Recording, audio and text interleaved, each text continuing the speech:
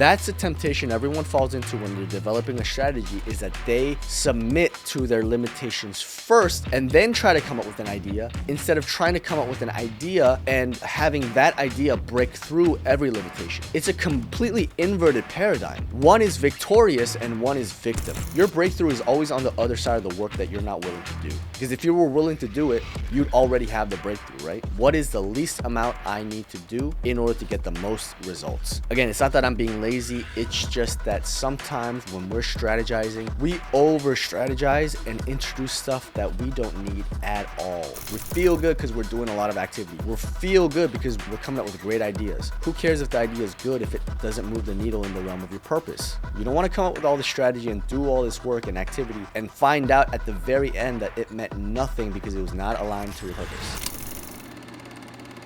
Spiritual Intelligence for Dummies, welcome back to another episode. I'm your host, Matt Kim, and today we're going to be jumping into a topic that I believe will be helpful for anybody watching, right? I know this channel is pretty niche, right? I do believe spiritual intelligence should be relevant to everyone, but not everyone cares, right? So for those of you that are here watching or who are a part of the Spiritual Intelligence for Dummies movement, I'm grateful for you. And so I'm hoping that this video about the spiritual secrets to productivity will be able to help a lot of people. Okay, so if you don't know this about me, here's some background. I am an entrepreneur by trade. So for the past 10 plus years, I have been serving businesses and ultimately serving people out in the marketplace. Okay, so I have a media company called The Creative Scene, and through that business, I've been able to service many different industries, many different types of people, a lot of which, you know, they don't really believe in God. And so it is my task, my assignment then to export the kingdom of God through my business. I've had a chance to, consult and speak into the lives of leaders, C-suite executives, people who are movers and shakers in specific industries, Hollywood. It's a lot of fun, but again, it's a lot to juggle, right? I think life as it is a lot to juggle. And then you throw in the fact that you're an entrepreneur, man, I mean, you'll go through the crash course of productivity when you choose that route. So I don't know if you're an entrepreneur or if you have a life and you got a call on your life, right? We all do. And so stewardship, in order to be a good steward, we have to understand the spiritual dynamics surrounding how to be productive, right? How to find success. And so what I want to do is I want to share some of the things that I've discovered along the way. And I want to do it not as a teaching necessarily. I know I do a lot of teaching.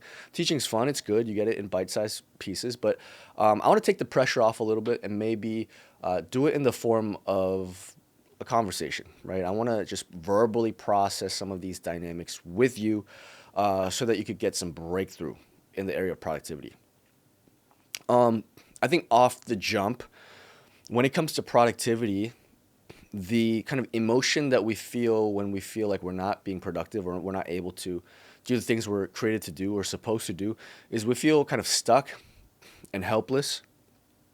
We gotta address that off rip. We gotta start with that, because that kind of spirit, because it is a spirit, will bind you to a victimhood. It'll bind you to helplessness. It'll bind you to everything outside of the grace that God wants to give you, and maybe He's already given it to you to overcome these things. Now, that doesn't mean that you're going to overcome it without a fight. It doesn't mean that it's going to be easy per se, but you have the grace to do it, and you should be putting in the effort. A victim spirit will have you not even put in any effort at all because you've convinced yourself that it's not worth it. Guys, it is worth it, and you can change. And you can break through because God is with you, right? So that's a reality we have to fight for, right? It's not as easy as being like, amen, I accept it. No. Once you accept it, it's going to be tested, right? So maybe the thing that you're experiencing is not necessarily warfare, but it's a test to see if you really believe this, if you're really about it. And so we got to deal with this victim thing. And, you know, a lot of times when we adopt this like victim mentality, sometimes it has to do with our traumas and bad experiences that have informed us on what we should believe about life, right? Maybe I tried something new and I got made fun of, or I tried to be creative and, no one understood me and I felt judged, right?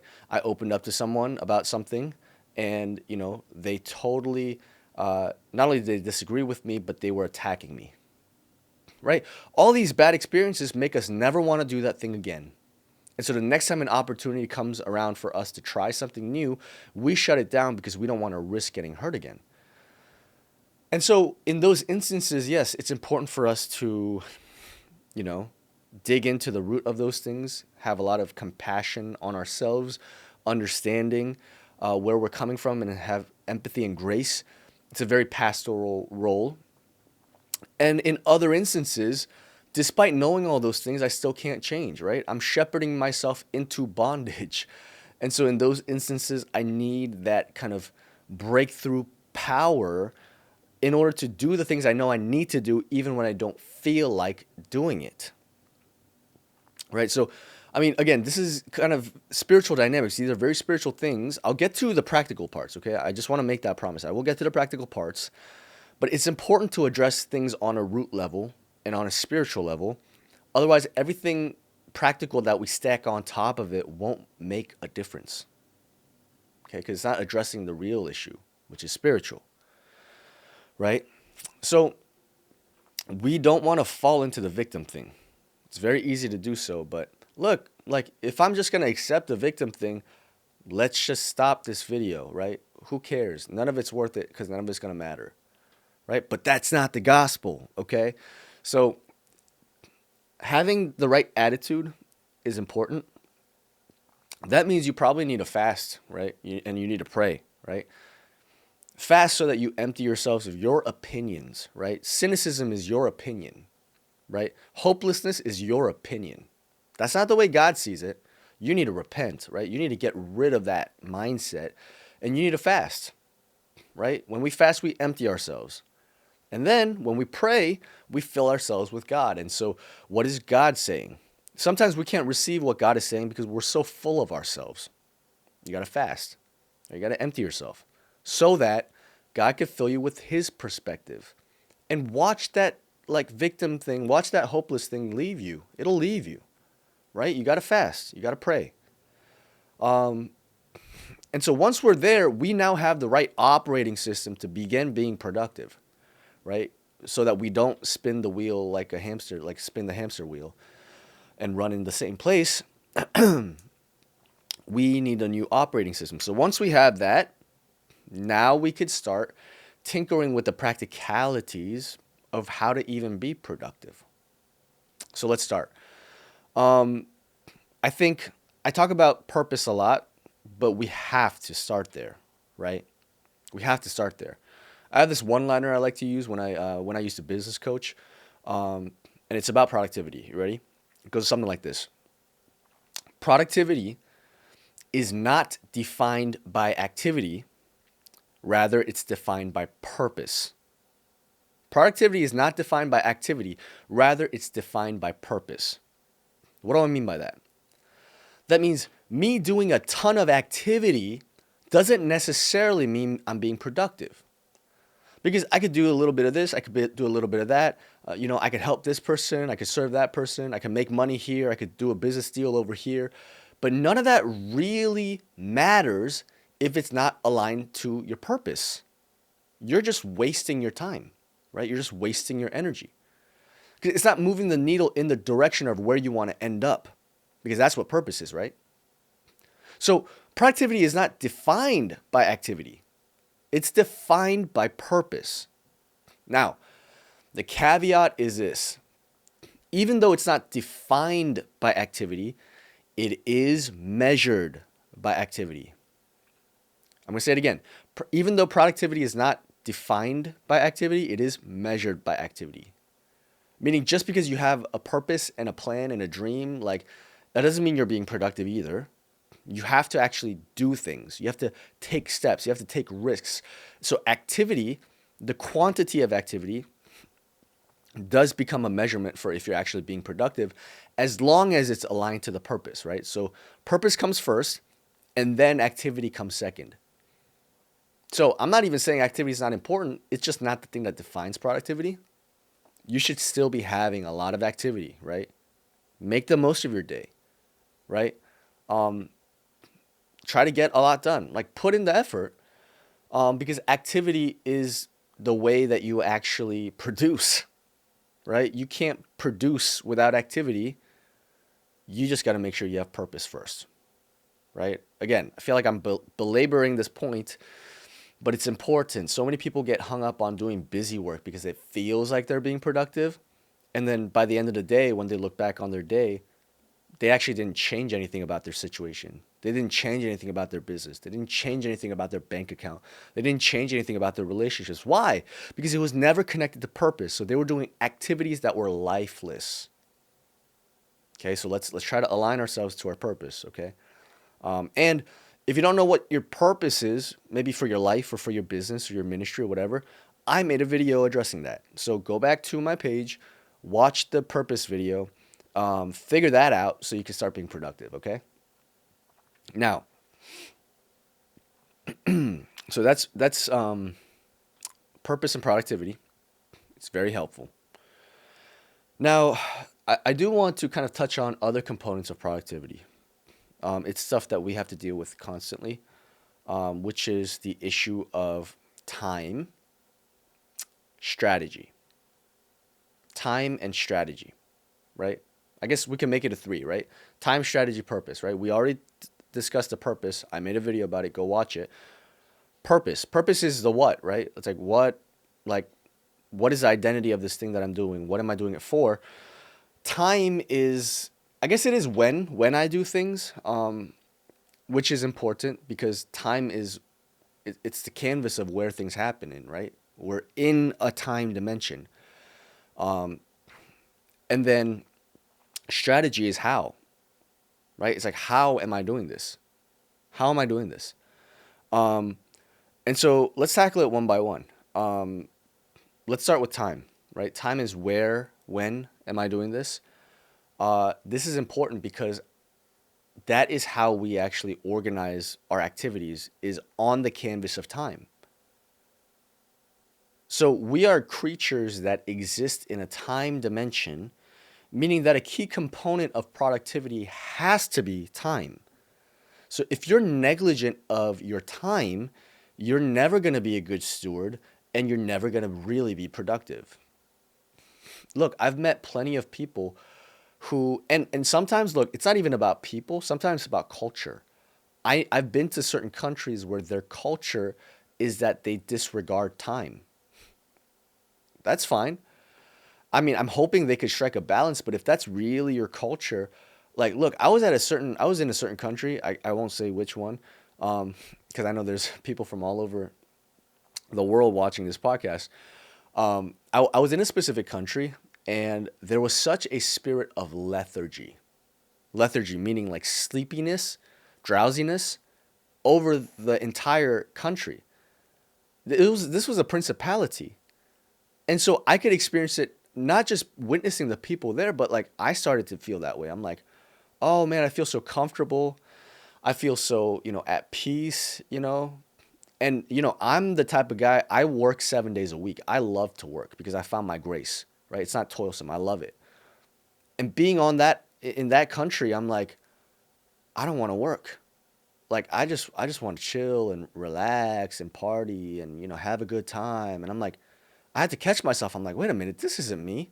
What is going on? And so I realized, wow, like this is a principality that's over this country. And then you look at people's work ethic in this country and you see the same thing. You're like, oh, these people really don't have a drive. They really don't care. They're not that passionate. They'd much rather, just eat and drink and be merry, have a good time. And, their economy kind of reflects it. And so all that to say, look, if you disregard time, time will disregard you. This is a principle of the spirit. Not just time, anything. If you disregard anything, that thing will also disregard you. If you disregard your money, money will disregard you. If you disregard time, time will disregard you. If you disregard relationships, that relationship will disregard you. Do you understand? So if we want to master time, we have to regard time. So on a basic level, that means I have to show up on time when I schedule things. That's basic. That's not even a hard thing to do, right? Now, you might not have thought through how to accomplish that on a practical level. So, like, let's work that out right now. If you always find yourself being late, like, first of all, pay attention to what excuse you give yourself and the other person. Oh, it's traffic, da da da da da. Oh, something came up, da da da da da. Okay, look, if it's traffic, leave earlier. Problem solved. It's not complicated. If something always comes up, you need to set better boundaries. It's not that complicated, right? Your breakthrough is always on the other side of the work that you're not willing to do. Because if you were willing to do it, you'd already have the breakthrough, right? But it's because you haven't done the work that you are still bound by a limitation. So if you really want to break through that limitation, you have to be willing to do the work that you don't want to do. Okay? I've seen it. I've seen comfort kill opportunities. I've seen comfort kill relationships. This unwillingness to change and this unwillingness to put in the work to improve and to cling on to the pride of saying this is who I am and this is just how God made me. When you're dropping the ball and you're a terrible steward, that thing's got to go. It's holding you down.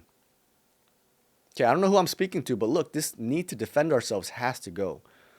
Because when we defend ourselves, we will not grow. God will not give us a breakthrough because we can't handle the increase. So it's very uncomfortable, but it's necessary. No one likes being exposed, right? No one likes having their deficiencies brought into the light. And look, when you have people who love you and who call that out of you, that is a gift. I want you to understand. That is a gift.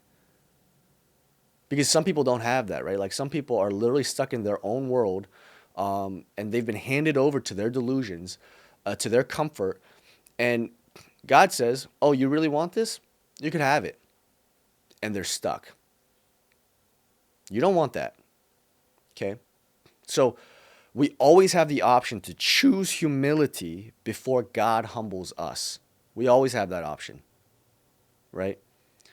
So take what I'm saying like to heart. You know, this might not be a fun episode, but if you really want productivity, you don't work on what you're already good at. You work on the stuff you suck at. Okay? So time, like you got to regard time. Here are some practical, helpful things when it comes to storing time, okay?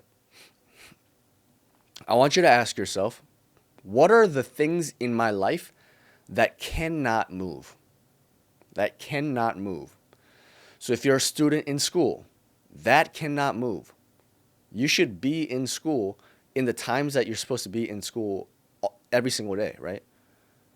You can't one day choose not to go, right? That's a non-negotiable, right? So find out the things in your schedule that's a non-negotiable. Now, this can change depending on your values, right? Let's say I'm married, right? And I want to make going on dates with my wife a non-negotiable because I believe that's something I need for a healthy marriage. Then that becomes a non-negotiable because I said so, right? It's based on my values. Now, this might need some refining because a lot of times we're not the best judge of what's a necessity and what's a desire, right? We might not be a judge of that. So this means that I might need to seek some advice or feedback from people. I might need to pray on what I consider to be valuable, right? Like I could totally say that, oh, my value is like to go to every soccer game in my city because I love soccer and this is good self-care and it's good for my soul. This is a non-negotiable. Fine. I'm not even saying that's wrong. But what if me choosing that as a non-negotiable means I'm neglecting other things that might be more important to God, like my family? At that point, I got to audit my values, right? So it's easy to assume that our values are already in alignment with God, but we got to start there, right? Purpose, again, we got to get aligned. But once you have a pretty good working concept of your value hierarchy, that's when you can start organizing your life into negotiables and non negotiables based off of what's the most valuable and least valuable, right? So, school could be one. If you want to have dinner with all of your family together at the same time every day, that has to be a non negotiable. If you're going grocery shopping once a week or twice a month, that has to be a non negotiable, right? So here's the thing is like once you fit into your schedule all of your non negotiables, then you know what you have to work with as far as placing your negotiables. You can move things around, right? So I am of the belief, I'm of the mindset that if you create structures, it actually allows you to be more flexible, right? Flexibility doesn't mean you do whatever you want because something's always going to suffer for it because you have no governance. You're a loose cannon. But if you create enough structure in the things that matter, if you create enough structure in the things that matter, it allows you to be more flexible in the things that don't matter as much, right? The stakes aren't as high. So you could even enjoy the flexibility because all the things that are important have already been addressed and taken care of, right? So time is very important. Schedule is very important. If you're not using the calendar, I would recommend you doing so, right? How do you keep track of time and schedule if you have no way of measuring it, right? Just like we need a clock to measure time, calendars are another tool that we use to measure time. So you should be using both. You should be using a clock, obviously, but you should also be using a calendar, right? You need to keep track of your appointments. You have to keep track of your commitments. So start using a calendar if you're not using one already.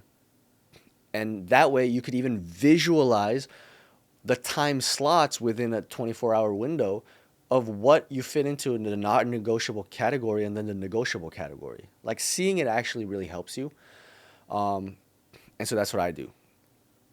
Now, something else to think about if you're an entrepreneur, this would really apply, but like try to integrate apps into your calendar. So, for example, I have a scheduler app that auto generates a Zoom link whenever someone wants to schedule a meeting with me, right, for my business. So that then is linked to my Google Calendar. So guess what happens? Every time they schedule a meeting, they're not able to schedule on time blocks that I already have something on because it's linked to my Google Calendar. And so they choose from only the windows that's available.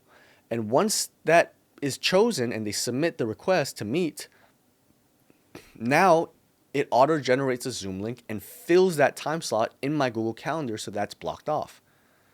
So again, technology is a very, very helpful tool in order to be even more productive because it allows you to do things that would take two people or it might take more time or more systems. Apps, web apps, software can do that, just like that. So take advantage of technology and use a calendar, okay? Use a calendar. Now, something a little more mystical I want to say about time before we move on is that when it comes to time, if you're doing things that are purposeful and you are giving your attention and your focus to that thing, believe it or not, pay attention to how you experience time because I'm willing to bet that for you, time will begin to slow down. How you experience time. I'm not saying time moves faster or you're time traveling or whatever, but how you experience, because remember, time is relative. How you experience time feels slow. You feel like you're getting more out of your time. You don't feel rushed. Why? Because you're present and you're focused and you're giving energy to what's in front of you. You're grounded, right? That kind of existence, that kind of consciousness will have you experiencing time differently than if you're operating out of anxiety or fear. Because when you're anxious, wow, you're not grounded, you're not present, you're not really observing what's in front of you. You're actually thinking ahead to the future, you're thinking to the past, you're like jittery and all over the place. And so you're being robbed of the present moment. And so eventually you end up not being productive at all because you're not even here right now. You're over there. You're in the future. You're thinking about all these forthcoming scenarios. Why? They're not an immediate problem. The immediate problem is the immediate problem. So to that point, like just watch how time behaves when you are present and focused with a purpose. Okay, because time will move differently. Trust me. Okay, you have the grace for it. Now, let's talk about strategy. Okay, strategy is important because this is how we do it. Strategy ensures that you are successful. Strategy ensures that you're efficient. So, strategy, simply put, is how you do something. How you do something. Now, in order to come up with a strategy, what I like to do is I like to account for a couple different things, okay? I like to account for where I'm going to end up, right? This is the vision or the goal, where I want to end up. And then I want to account for where I am currently, right? Where I am currently. The path between where I am and where I want to get to, that is your process. And the strategy, if it's a good strategy, will now compress that process and make it shorter, right? A good strategy will compress your process and make it shorter. So then in order to come up with a good strategy, I always have to evaluate two things. One is, what do I have to work with? What are my gifts, talents, abilities? What are my ideas? What are my strengths? What are my resources? What tools do I have access to, right? So what do I have? And then the second thing is, what is my circumstance? I have to evaluate the battlefield I'm going into, right? Right? Am I in a season where I don't have a lot of time? That's a good data point to keep track of. Am I in a season where I have help? Am I in a season where my business isn't doing so well? Because look, if my business isn't doing so well, I actually might have time to, pour into the things that I need to pour into. Just a thought. I have to evaluate the playing field. I got to evaluate the circumstances, right? Do I have to have this done immediately? Because if I do, I might take higher leverage options that have higher risk in hopes that the payoff would come, because again, I need to do this quickly. But if I know I have more time, then I might have shorter steps that have exponential implications versus, throwing a Hail Mary and going all in on something that's a little more risky. See, I will adjust how I do things based off of my circumstances, right? And so I need to take that in as a data point. And so when I'm coming up with the strategy, I really try to tap into the spirit of creativity, right? The spirit of creativity, listen, it's a very hopeful spirit because you believe you can do anything. You believe you can do anything. And so your ability to succeed is as far away as your next great idea. Your ability to succeed is as far away as your next great idea. That means I'm taking cues from possibility and not from limitation. See, that's a temptation everyone falls into when they're developing a strategy, is that they submit to their limitations first and then try to come up with an idea, instead of trying to come up with an idea and having that idea break through every limitation. It's a completely inverted paradigm. One is victorious and one is victim, right? You can mask it and say you're being a realist. Look, I'm a realist too, but I'm also an idealist. See, if you're ever with a realist that doesn't have ideals, watch out, because they're possessed by a spirit of cynicism. If you're ever with someone who is idealistic with no realism, watch out, they're naive, right? They're not going to get anything done. But it's when you work to develop both, being an idealist and a realist, is when you can come up with the best strategy. Because you're dealing with reality as it is, but you're also not limited by it. You're willing to, take risks in order to break through those limitations, right? That is a spirit of creativity. And so when it comes to coming up with strategy and you're operating in the spirit of creativity, now you got to start brainstorming ideas.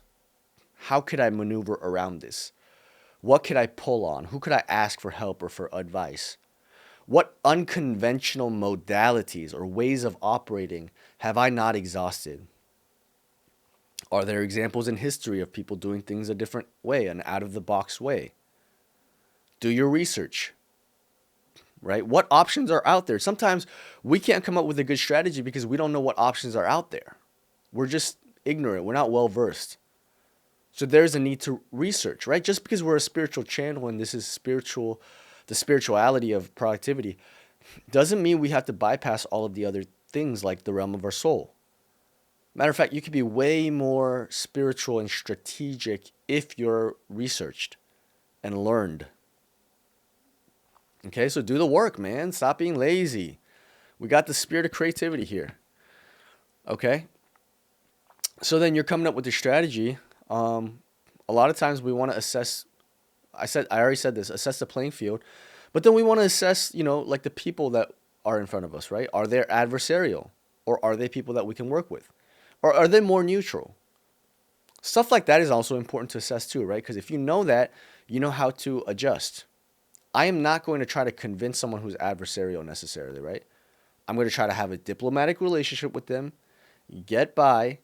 I'm going to make sure I don't divulge information that they have no business knowing.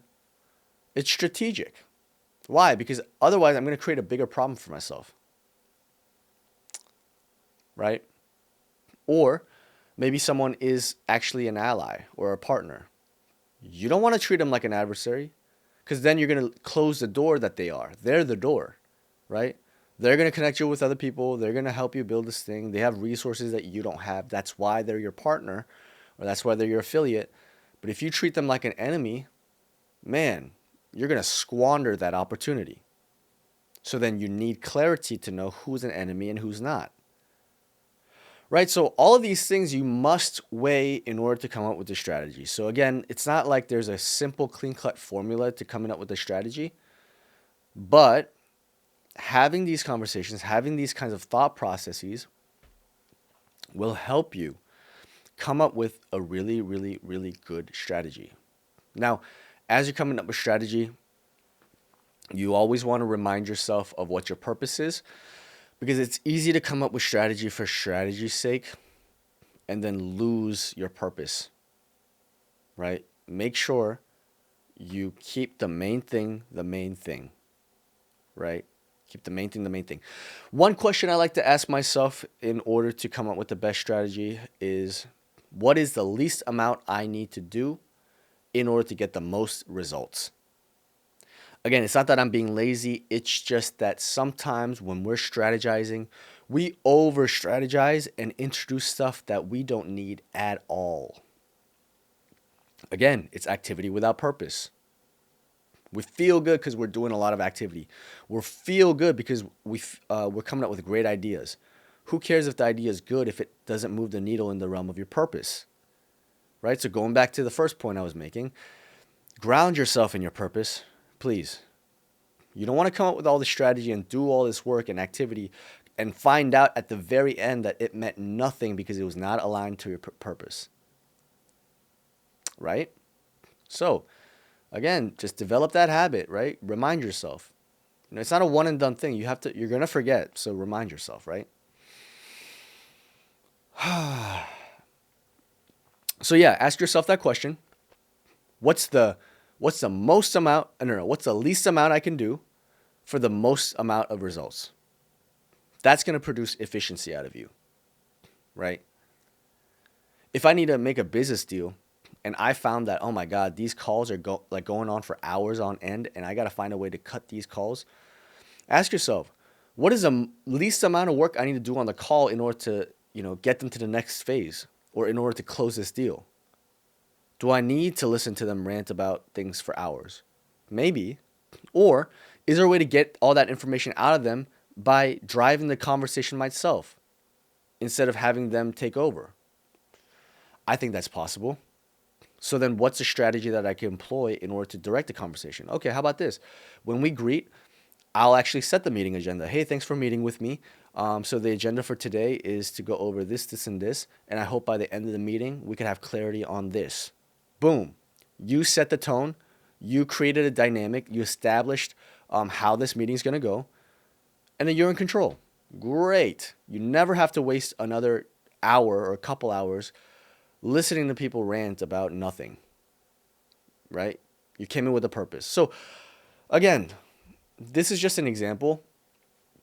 You would have to find ways to implement this in your life. I'm just giving you the principles, okay? I mean, I think we covered a lot of ground, honestly. I really do think we did. There's a lot more we could get into. Maybe I'll do a part two, right? Because there's other practical things that you can do in regards to productivity. But I think this is a good place that we can land the plane. Okay, so this was a little, I think, different in terms of the type of episode than we've had in the past. It's not as mystical, right? Or spiritual or spooky, whatever you want to call it. It is a lot more practical, I think.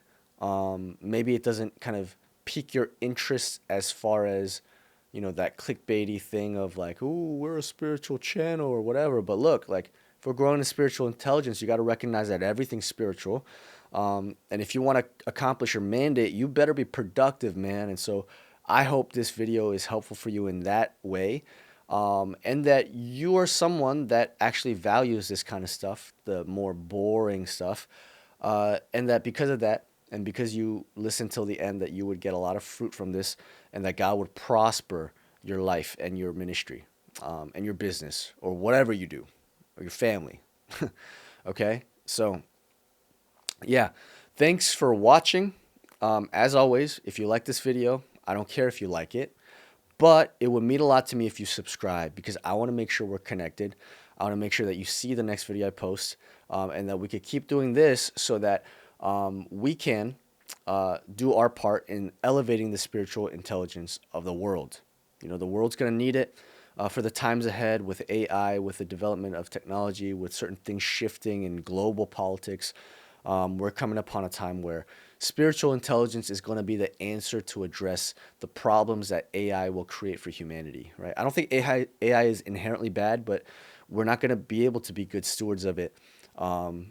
It's just what it is. And so that means the church has to rise up and take their post, and really help people grow in their spiritual intelligence. And so if that resonates with you, join the movement, subscribe, let's stay connected, and let's do this thing, okay? So I love you all. I appreciate each and every one of you. If you have any questions about productivity, drop it down below. If you have any questions about business, drop it down below. If you want to see a specific a specific video about a specific topic, drop it in the comments below. As always, I love you guys so much, and I'll see you guys next week, Monday, same time, same place. Bye.